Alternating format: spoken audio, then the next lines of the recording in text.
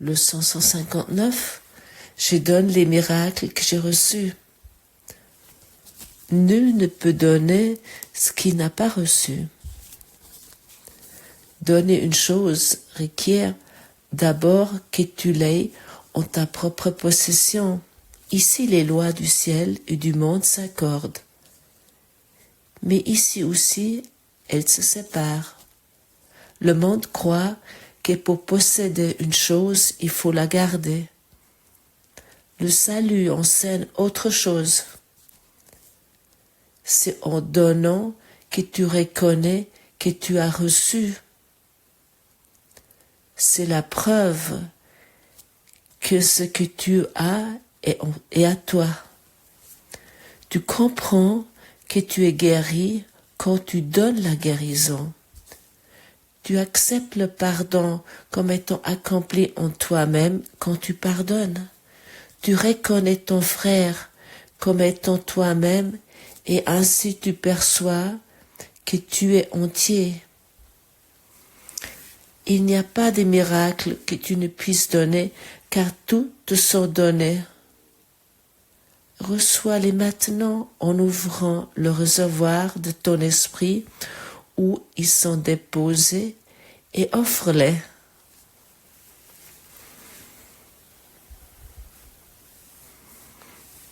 Oui, en toi, il y a un trésor qui la plupart du temps reste fermé parce que nous croyons que nous perdons quelque chose en offrant la paix, en offrant le pardon, ou en offrant simplement l'amour. Dans une relation, ne manque jamais la paix, sauf que tu l'offres pas, que tu la donnes pas. Et la leçon aujourd'hui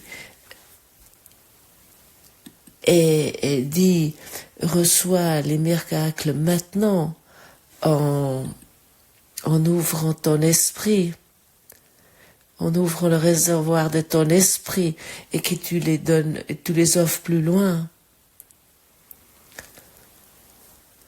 Ça signifie que les miracles existent déjà en nous, en toi et en moi. Oui, ils sont déjà en nous, les miracles. Dieu nous a tout donné et ça suffit, c'est suffisant. Et nous expérimentons les dons que Dieu nous a offerts seulement en les offrant plus loin. Et comment nous ouvrons le réservoir de notre esprit et que nous déposons ces miracles qui semblent être cachés dans notre réservoir.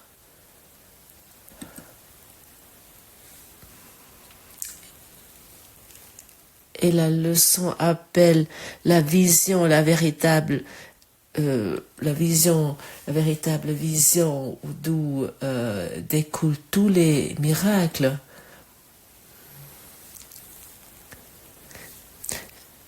La vision du Christ est le miracle dans lequel naissent tous les miracles. Et ça, c'est la possibilité pour ouvrir ce réservoir, ce trésor.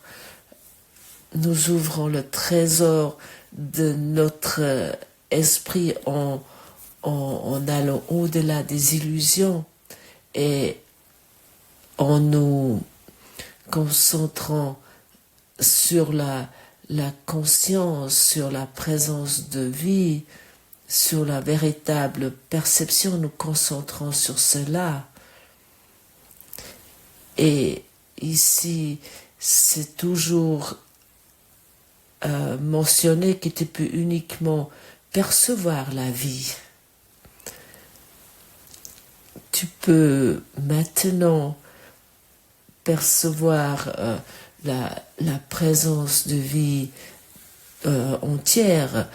Tu peux maintenant percevoir la force de ton âme en te concentrant sur cela. Et ainsi, tu ouvres ton esprit. Concentre-toi sur la présence de vie dans un arbre ou dans une feuille, ou concentre-toi sur la présence de vie dans une fleur, dans chaque animal.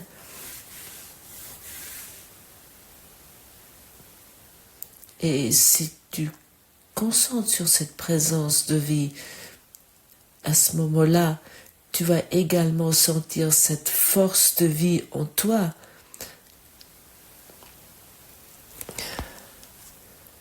Concentre-toi sur la force de la vie dans chaque être humain, dans chaque être vivant. À ce moment-là, tu vas au-delà de la vision que tu avais jusqu'à présent. Chaque être humain porte une force de vie en lui. Nous l'appelons ici la lumière, l'amour, le bonheur pur de l'esprit ouvert.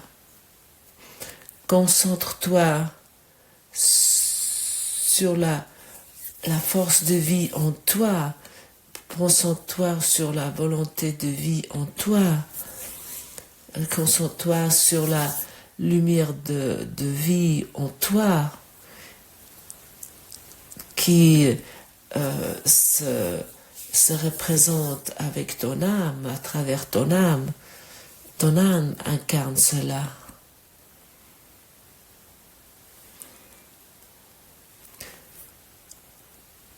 Ton âme est ce soi de Christ que tu es en vérité.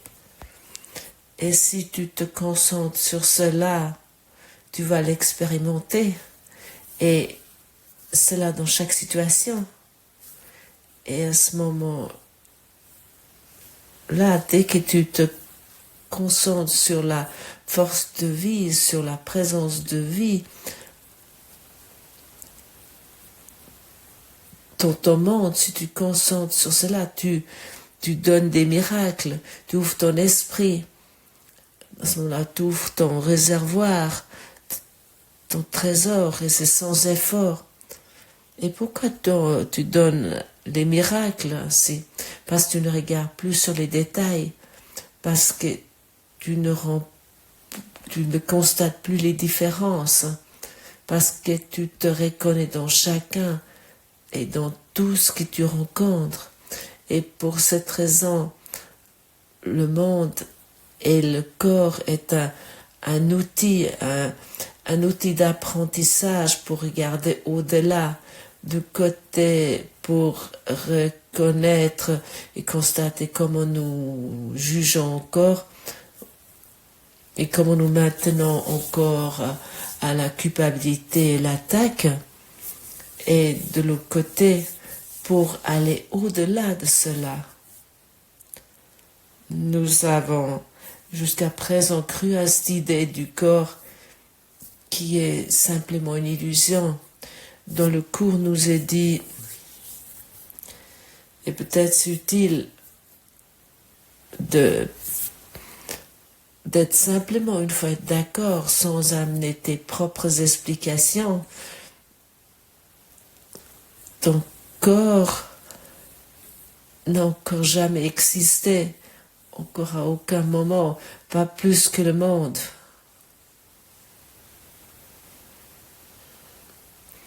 Et ça semble être ébranlant, ça ébranle, ça te secoue, mais tu entends cela pas pour la première fois. Ça semble être déroutant, mais ça c'est même prouvé scientifiquement. Mais malgré nous mettons nouveau ensemble ce monde dans nos rêves, nous maintenons à cela pour pouvoir obtenir une confirmation pour notre personnalité. Et le cours nous enseigne d'ouvrir notre esprit pour que nous pour que nous reconnaissons la force de vie, pour que nous reconnaissons l'amour en nous. Mais autant que notre esprit est fermé pour donner de l'espace et du temps à notre personnalité, autant cette idée de la matière dans un monde illusoire, de rêve, va bien sûr être réel pour nous. Mais si nous nous concentrons sur la présence de la vie, nous voyons et nous expérimentons les choses autrement et nous sommes à cause de cela aussi autrement. Oui, nous transformons vraiment, nous changeons.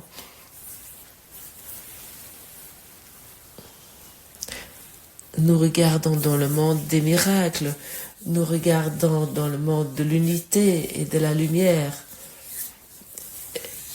Et de faire des miracles est une suite naturelle de notre véritable vision et de ce soi qui résulte de cela. Tu changes vraiment ton état d'être. Aimerais-tu expérimenter le bonheur? Alors tu dois te mettre dans cet état de bonheur. Aimerais-tu expérimenter l'amour, la joie, la paix et la prospérité et l'abondance? Tu dois te mettre dans cet état d'être. Parce que jusqu'à présent, tu t'es mis dans cet état de séparation. Et tu as considéré cela en tant que naturel. Et suite à cela, tu expérimentes le manque et que tu crois que tu as besoin de quelque chose de ce monde. Et celui qui croit qu'il a besoin de quelque chose de ce monde, il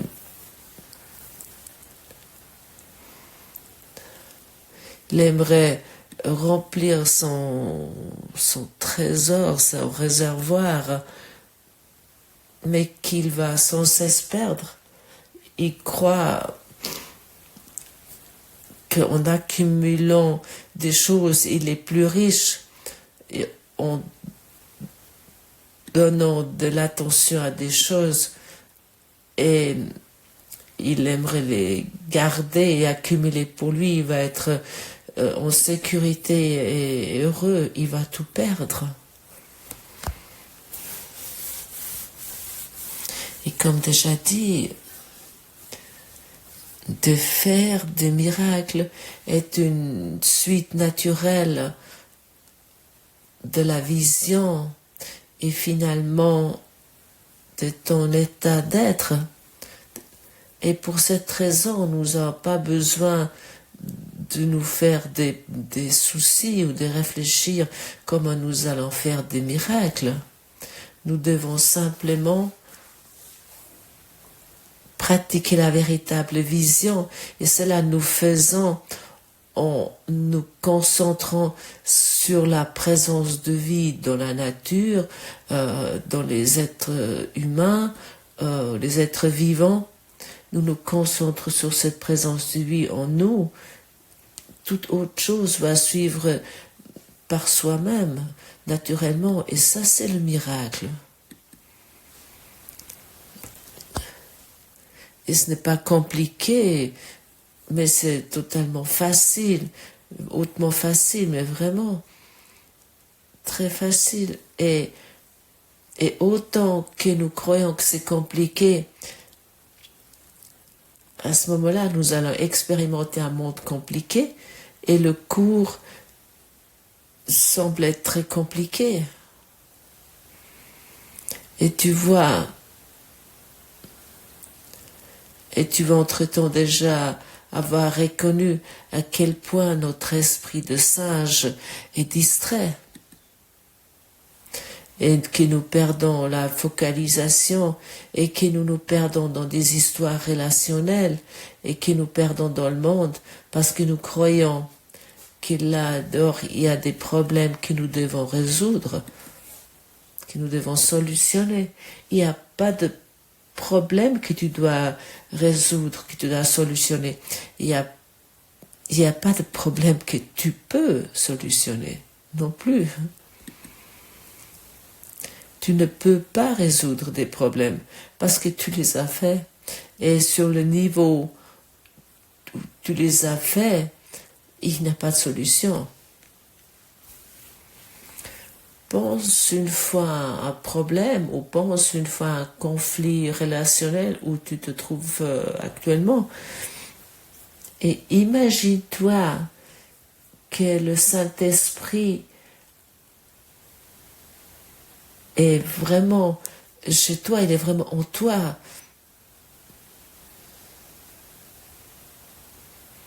Et maintenant, demande-le, comment vois-tu cela?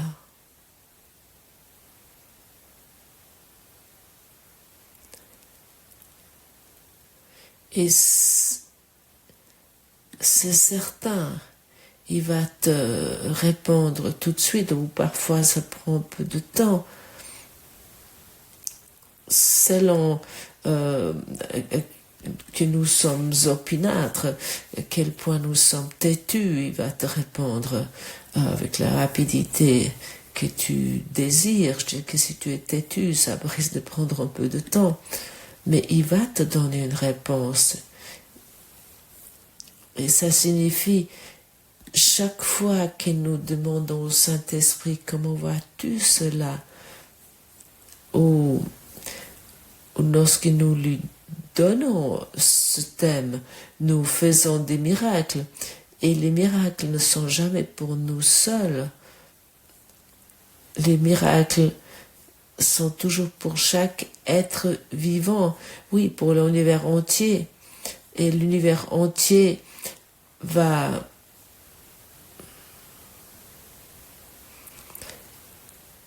selon comment tu fais des miracles, l'univers entier va réagir.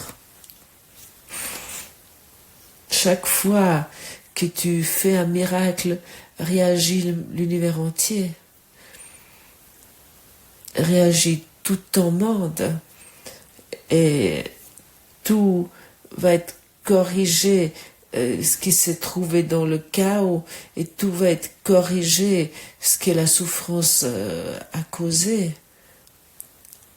Comment est ta vision, Saint-Esprit? Comment est ta vision? Et ainsi nous changeons d'esprit, notre esprit se transforme. Nous changeons notre état d'esprit, nous changeons notre état d'être, nous reconnaissons que nous sommes la présence pure, nous sommes maintenant, cela dans le moment présent, exactement maintenant. Et chaque fois que nous pratiquons cela, nous ouvrons notre esprit et nous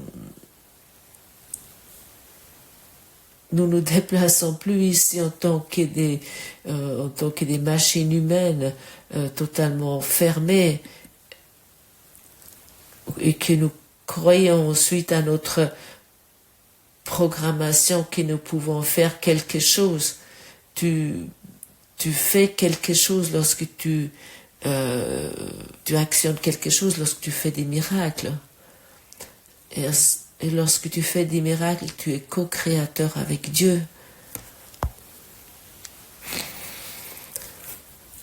Et lorsque tu veux faire les choses seul, à ce moment-là, tu as pris l'ego en tant que ton enseignant. Et lorsque tu prends l'ego en tant que ton enseignant, qui est uniquement concentré de garder les problèmes ou de les déplacer, à ce moment-là, tu es dans un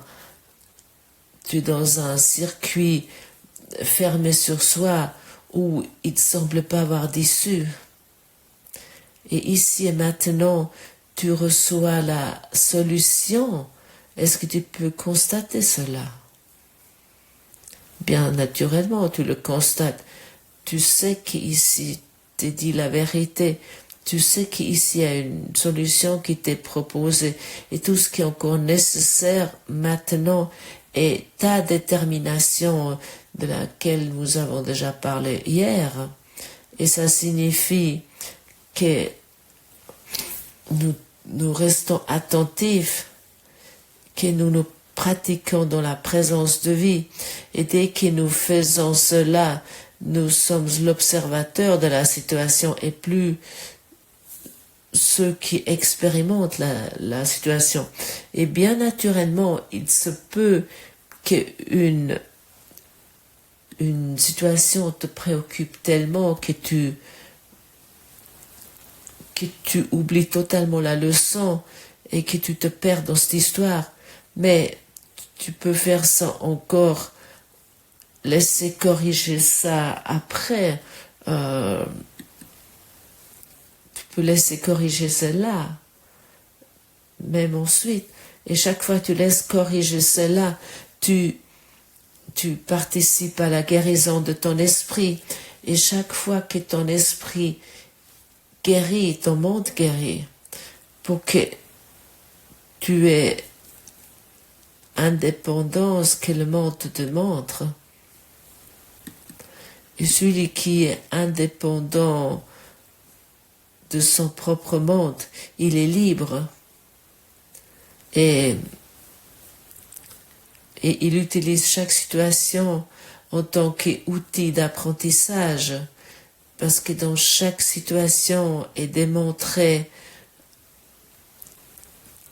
dans chaque situation du monde est démontré ce qui n'est pas encore guéri en toi. Et chaque fois que nous participons à la guérison, en demandant la vision du Saint-Esprit, chaque être vivant va profiter de cela.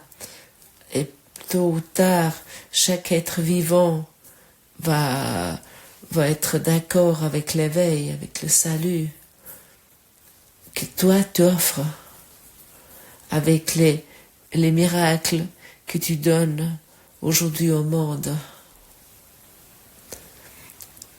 Est-ce que cela n'est pas un message heureux? Moi, je suis heureux avec cela et je veux pratiquer cela volontiers. Tu n'as pas besoin d'être parfait là-dedans. Bien au contraire. Sur le niveau personnel, tu es certainement au plus haut degré imparfait, pareillement que moi aussi.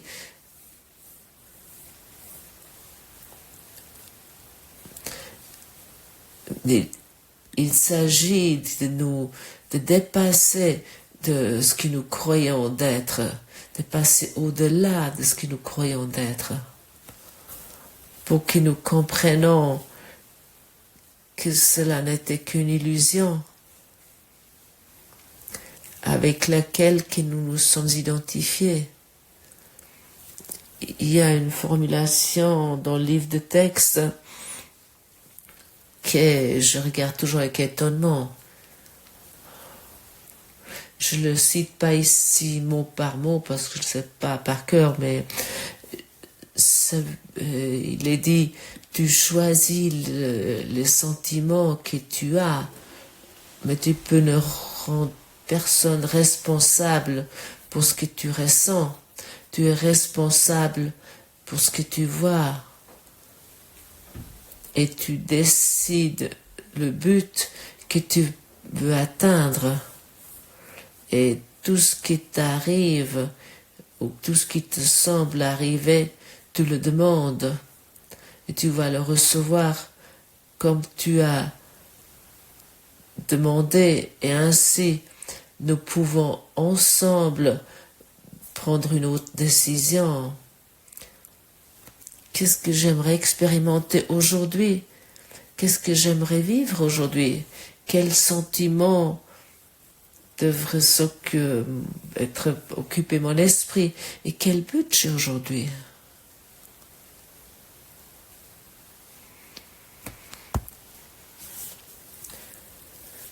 Alors, avec plaisir, nous décidons avec le Saint-Esprit que nous faisons des miracles et nous voulons être un miracle pour que le réservoir de notre esprit va être reconnu et que nous devenons plus prospères avec chaque don, avec chaque miracle que nous offrons.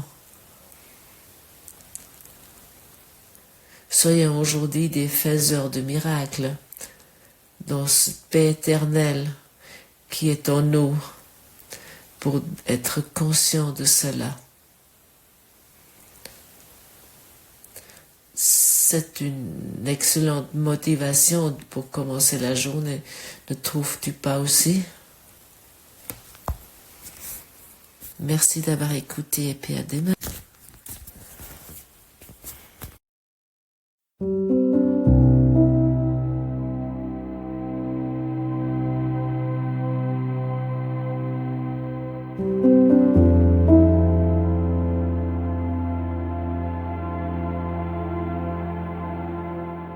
Thank you.